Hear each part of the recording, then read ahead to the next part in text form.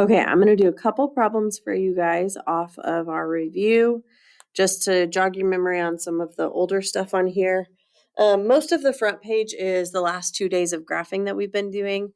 So I'm not going to do a whole lot of that. I do want to point out when it's asking here for parent function name, the two parent functions that are in this unit are square root and cube root. So your answers here for parent function name should either say cube root or square root. Okay, and that is on your test. And sometimes I have students ask, like, what is this wanting? And so just your options are square root or cube root. Okay. Other than that, I think the front page is pretty self-explanatory. Just make sure that you're being careful when you read these problems, especially like on 5 through 8, on whether it's a square root or a cube root, because that's going to make a big difference. Like a square root, your HK is your starting point, and a cube root, your HK is your point of inflection in the middle. So just kind of keep that in mind, that the parent function, whether it's a square root or a cube root, makes a big difference. Other than that, I'm going to let you guys kind of work through those. Remember, you'll have a calculator for graphing too, so hopefully that helps.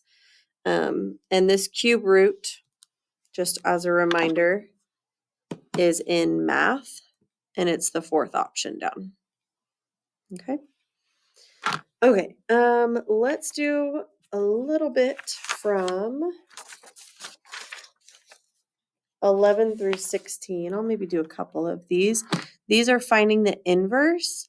I know that so these two are linear, these two are quadratic, and these two are cubic. And you have to do one of each of those on your test. You have one linear, one quadratic, and one cubic. I'm just going to do, let's see, I'll do 13 and 15. The linear ones I'm hoping you'll be okay with. They're a little bit more straightforward. So when we say find the inverse, and you can probably see this on the poster on the wall, which you will also have during the test. When we say find the inverse, your steps are to switch x and y, and then solve for y. Okay. So on 13, this currently says g of x. I'm just going to make it a y. Okay, to find the inverse, we're going to switch the x and the y. So it'll now say x equals y plus 3 squared plus 8. Okay, so I got that switch x and y done. Now I need to solve for y. So I'm trying to get this y by itself. So I want to be moving everything away from y. So first thing I can move is the 8. X minus 8 equals y plus 3 squared. Okay.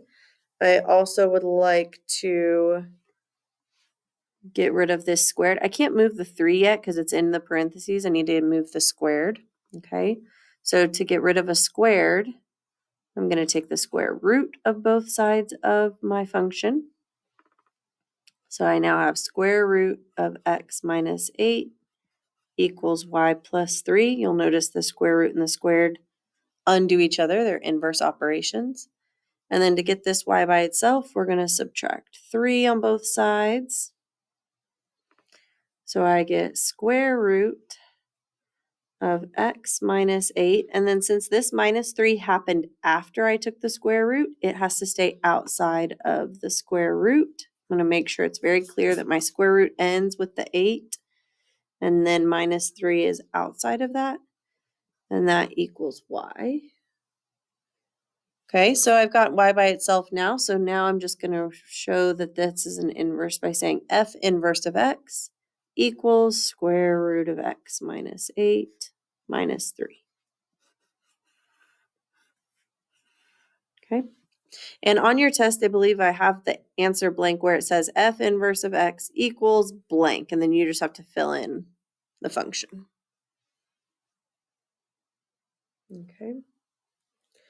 Okay, let's look at 15 as well. We're going to, again, this h of x, I'm just going to make that a y, and I'm going to switch the x and the y. So this will say x equals y cubed minus 7. Okay, unlike the previous one, we don't have parentheses, so I can go ahead and add the 7 to both sides. X plus 7 equals y cubed. trying to get y by itself. It's not quite by itself yet. It just has a cubed. So I'm going to do the opposite of a cubed, which is a cube root. Okay, so then I have cube root of x plus 7 equals, and then these undo each other and we're left with just y. Got the y by itself, so I'm going to write it as an inverse. F inverse of x is equal to the cube root of x plus 7. Okay. Alrighty, and then let's see. I'm going to do either 17 or 18. Let's look. Let's do, let's go ahead and do 18. It's a little bit more challenging. We can do 18 together. And then I'll do one from the next section as well. Okay, so these are compositions. So just a reminder that this little circle right here means like g of h of x and h of g of x. The one that's listed first is the outside. The one that's listed second is the inside. So we're trying to find both compositions. I'm going to start, and you can see it's written here where the functions are inside of each other here. We're going to do g of h of x. Okay.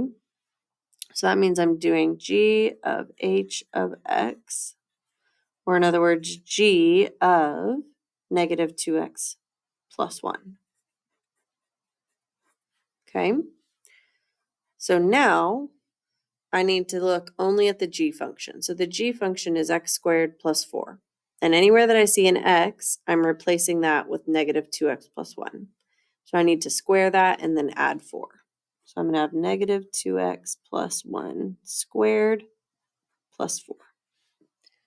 Okay, and then you'll remember when I have a binomial being squared, that means multiply it by itself. So negative 2x plus 1 times negative 2x plus 1.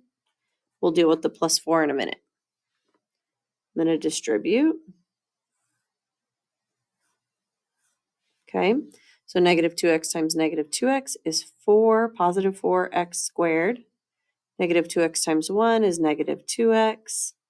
1 times negative 2x is also negative 2x. And 1 times 1 is 1, and then plus 4. And then we need to combine like terms. 4x squared is going to stay 4x squared. Negative 2x and negative 2x is negative 4x, and 1 and 4 is 5. So that would be our answer here. 4x squared minus 4x plus 5.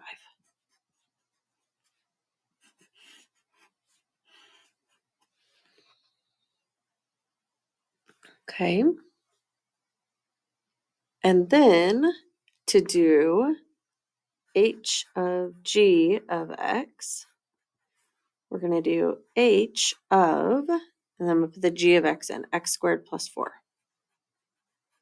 Okay, so at this point, I'm going to just look at the h function, which is negative 2x plus 1. But wherever I see x, I'm going to replace it with x squared plus 4. So I'm going to have negative 2 times x squared plus 4. And then I still have that plus 1 on the end. Okay, so to make this simpler, I need to distribute the negative 2. Negative 2x squared minus 8 plus 1. And then combine like terms. Negative 2x squared minus 7.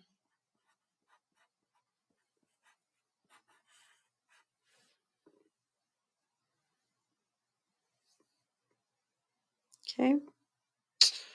And 1 from the next section.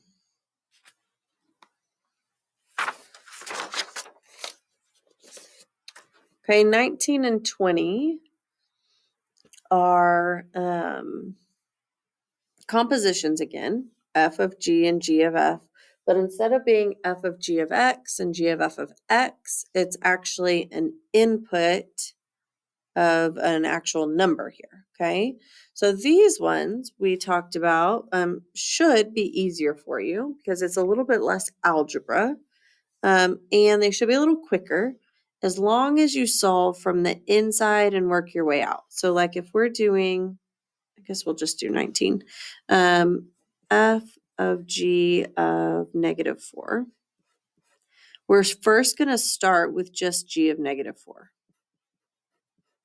which means I go to my g function and I solve -4 squared plus 1. Please remember that a negative squared is a positive, so this is 16 plus 1, which is 17.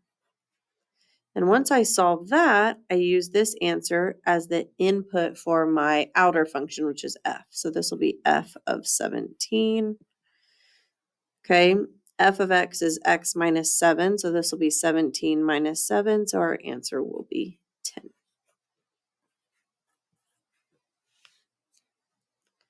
Okay, and then I'll go ahead and do g of f of -4 as well.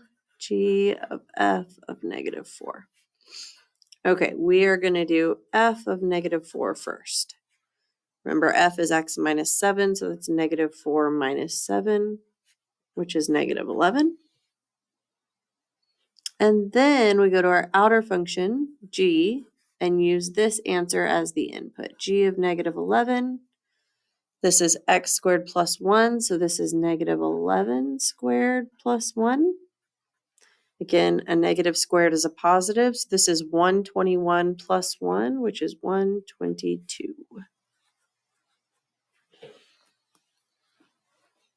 Okay, one little word of advice. This bottom section here is compositions, and you're trying to check if the two functions are inverses. So for them to be inverses, both compositions have to equal just x. If there's anything else other than just x, then the two functions are not inverses. So at the end, after you find both compositions, if they both equal x, then your answer is yes, they're inverses. But if they equal something different, like x plus 5, then your answer is no, because they have to be just x for them to be inverses of each other. This section right here is like the bonus question on your test. All right. Good luck on your test. Let me know if you have any questions.